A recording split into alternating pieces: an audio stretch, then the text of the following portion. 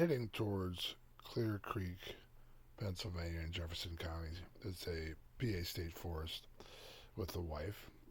Beautiful scenery so far. As we headed up further and further, we realized there was a lot more snow than we anticipated, about 5 or 6 inches. When we initially got there, we had a little bit of trepidation because we did not have snow tires on. We actually only had all year tires. And to the left there, right there is where we were supposed to go. We missed the mark. The wife was confident it was further down, so we continued down this road for about 2 miles. It was very, very, very bumpy to say the least, and we had no traction. So exciting nonetheless. We got down there, like I said, about 2 miles, and we realized that we were not supposed to be down there. So I had to pull the truck around, so on and so forth, get us out of there. Thankfully, we didn't get stuck, although if you look at it, you would think we would have, because it's a very large truck with no snow tires. But I got us out of there, and part of getting us out of there, there was a hill. So I had to gas at about 20, 25 mile an hour and low, and just really hit this hill hard, which we did, and we got up it, thankfully. But in doing so, we later recognized as I'm trying to get this fire together with some wet wood, and I'm fanning it, and the wife's putting up all the items outside the bathroom, getting the kitchen ready, so on and so forth, and I'm working to get this fire started.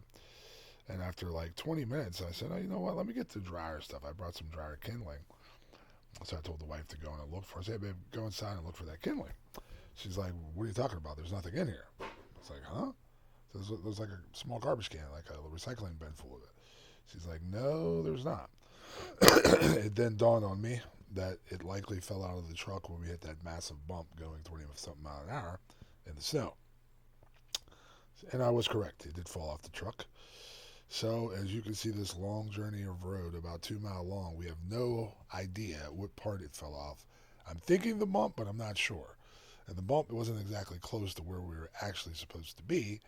So, we deliberated, hey, babe, should I go get it? Do you want to try to go get it? Or do you want to stay here with the fire and try to make the fire and gather wood? And so she was like, I'll just go walk. So she ends up walking 0.55 miles down this trail and finds the wood and has to drag it back. I'm thinking it's only been like 20 minutes of her being gone while I'm over there fanning the fire and collecting wood and da da da da. It was actually 48 minutes. 48 minutes. So you could kind of get an idea how long this road actually was. We're lucky to have gotten out of there. I mean, gotten out of there. Think about it. The size of a truck that we have, which is from front to back, I believe it's 23 feet long. It's a big truck. 7,000 pounds easy. With a lot of stuff inside. Nobody was coming to tow us out of that. So thank God for a strong engine and me kind of being crazy and just gassing the hell out of it. So it got us out of that situation, but nonetheless, we got there, and we now know that is, well, first of all, they should mark that spot, because it actually wasn't marked. I was pretty sure it was a spot, but again, GPS, goofy, whatever. Wife was not so sure it was the spot. She thought it was a little bit further back, but right here where you see us coming to this Y is where I finally was like, yo, we can't. This is the only place we might have to turn around at that Y back there. So we turned around, got back. She got the wood. As you can see here, I'm starting to show you the site, and it's deep, 5, 6 inches of snow. Uh, Beautiful, extremely quiet. So, started cleaning off the table. This is before we realized that the wood was off the truck and had fallen off. At this point, we're just getting everything established, and again, it's beautiful up there in Clear Creek. I think we've seen one other truck the whole time we were there. So it was really quiet.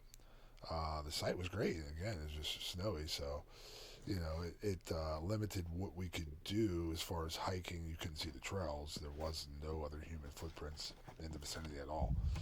So we were pretty much the first people there in quite some time. Like I said, there were snow tracks, so I'm assuming they probably have the state park rangers were to come out there and check things or whatever's back there.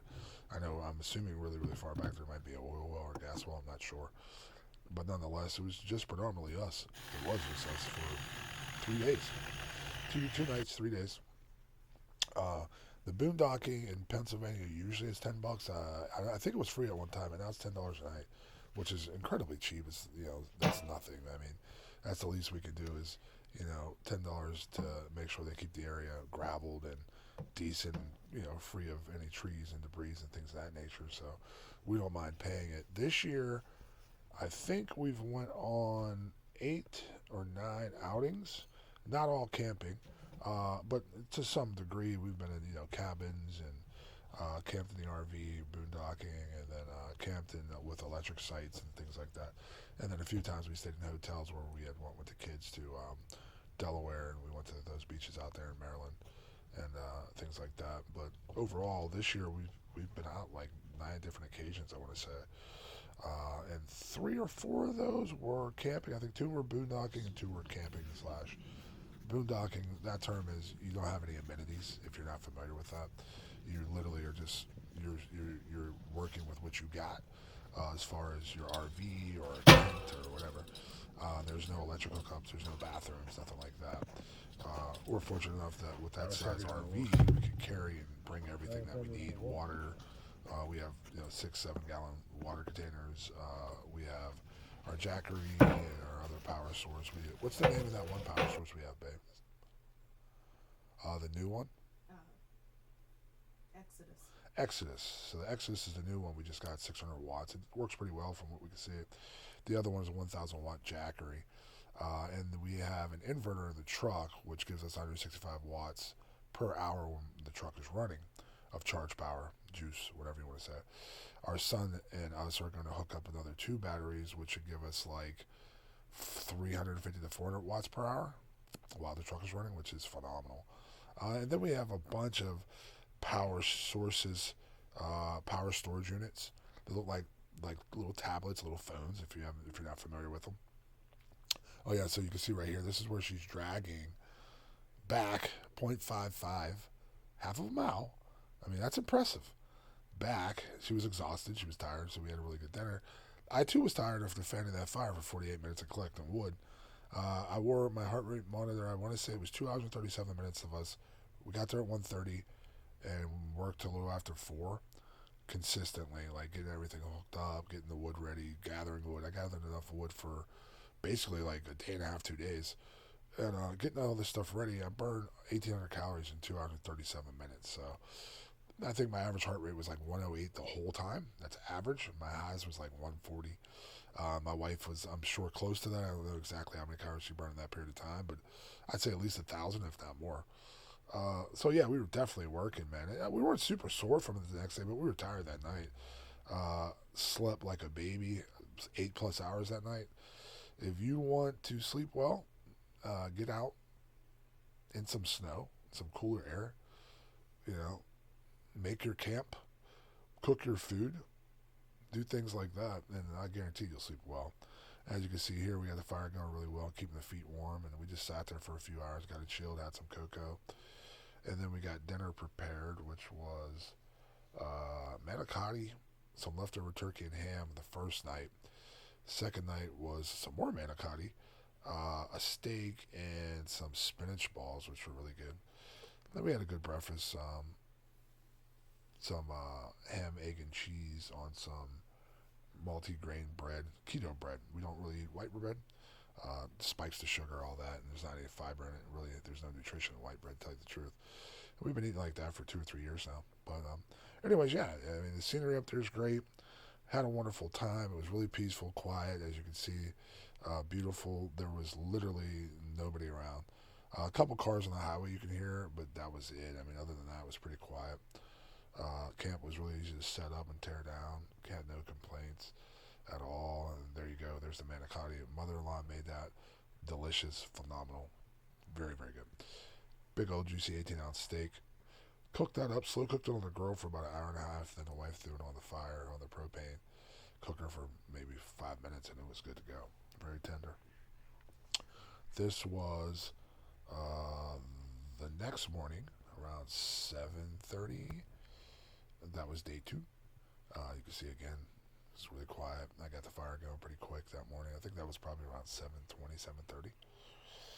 And then, those evening days or evening nights, we just pretty much watch movies, hung out in the truck after like 5 because it's so dark out there, there's no lights. And the sleeps were phenomenal. Wife hooked it up pretty well inside with a memory foam, and we had really good deals on this place called MacBid on two futons, and when you fold them out, it basically, I would say it was pretty much like a king size bed once you fold them out. There's two of them. She has one, I have one. And she folds them out, puts them together, and there's memory foam, probably, I don't know, maybe 5 or 6 inches of memory foam on top. I could probably use a little bit more only because I'm a bigger guy. When I'm sitting up, my butt starts to hurt. But as far as laying down, phenomenal. I literally got 8 to 9 hours of sleep every night. Here, the wife is talking about just how gorgeous it is. That's the second day morning, I want to say. And the sun was just really pretty. That was maybe 8 o'clock. And again, you could hear a bird chirp fly through the air. It was so quiet and chilly, but quiet. And yeah, so phenomenal time. You guys are ever out and you want to go to a nice spot. I want to say, I'm not sure how many spots are up there, but this one in particular, I personally would like it to be a little bit more secluded. You know, I like to be so far off the beaten path that literally you're a mile in any direction away from anything.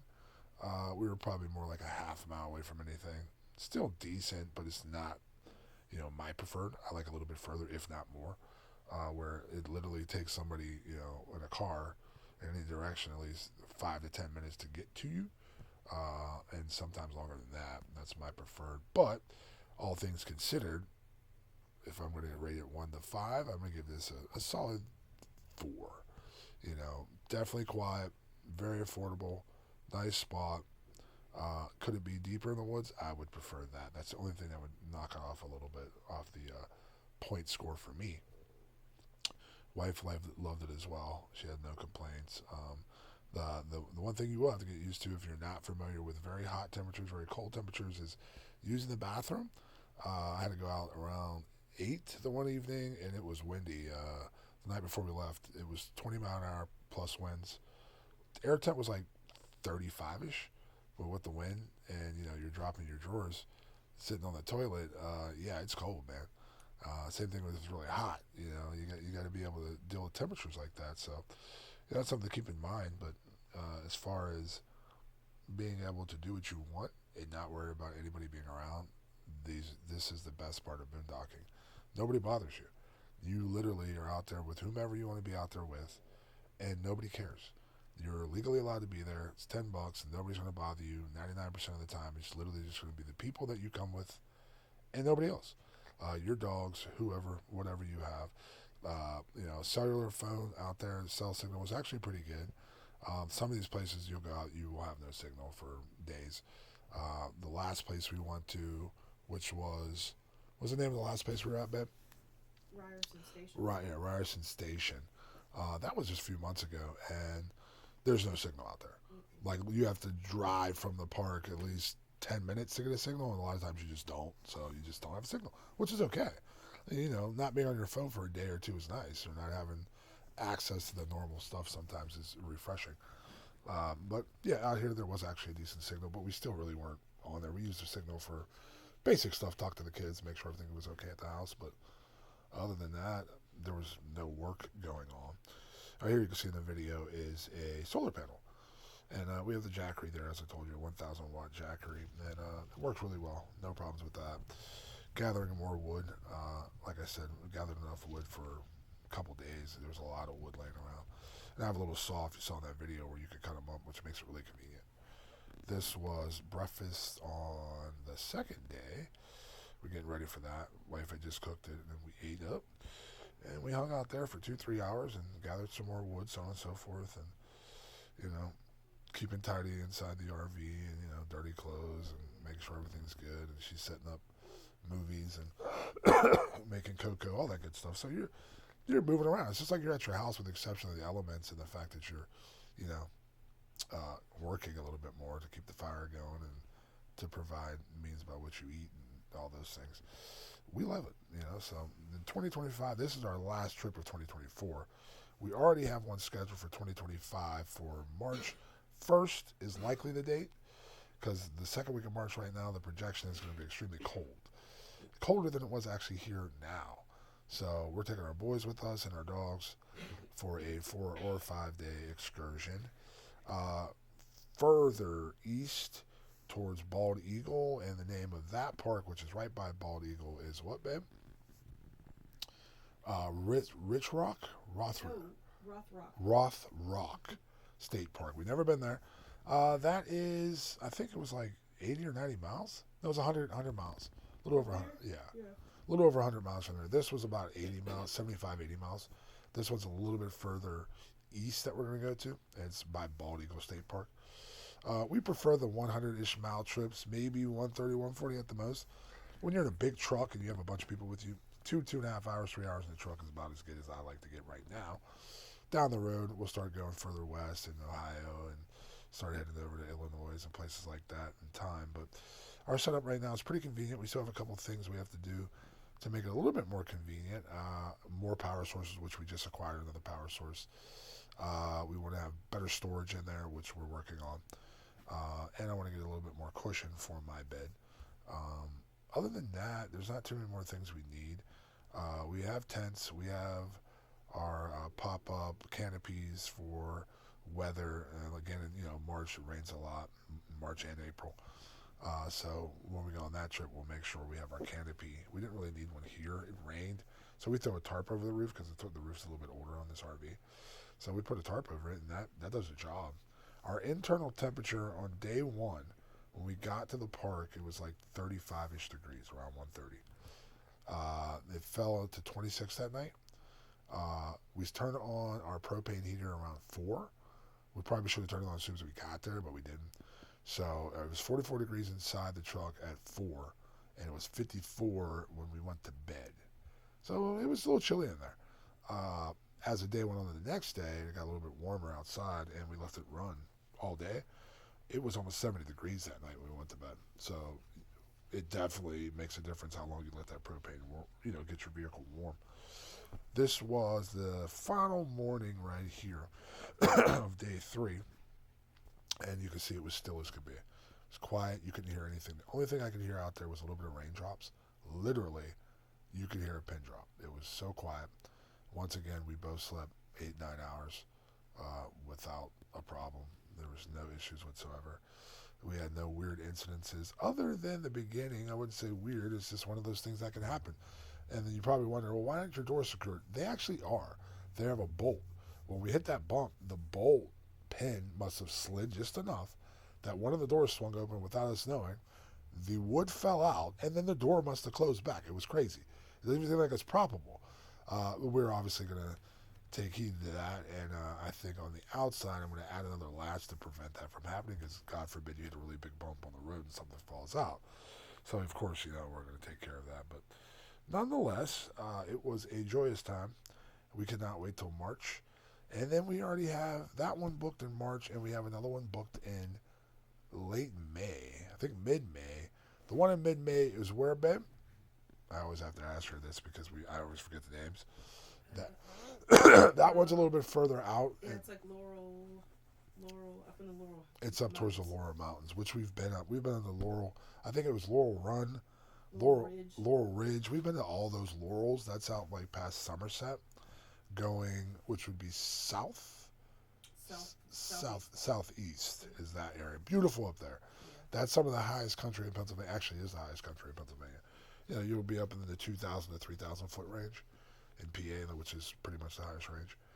We've been up there numerous times. We're taking the boys up there. Now, that trip up there was mainly because they got some beaches up there and stuff, too. For the boys, yeah.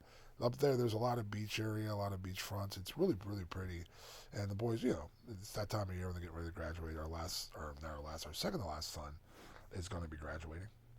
And we figured let him out of school a week earlier, so let's go hang out there for a week, I guess, and go swimming and all that good stuff. And, just another boondocking. Well, up there, it's not actually boondocking technically.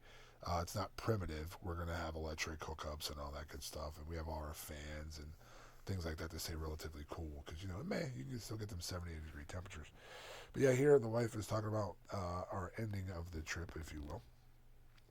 How it was, and everything went smooth, man. There was no issues. It was really fun, and definitely encourage anybody that's interested in boondocking, camping, or anything to do it. I'm 46. The wife is 45.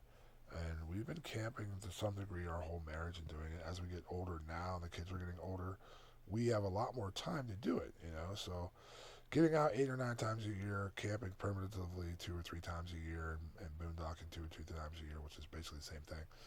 Or cabins, you know, getting and running a cabin, we do that 2 or 3 times a year. And then, you know, going with the electrical comes in there, we do that a couple times a year. Get out there and enjoy yourselves, guys.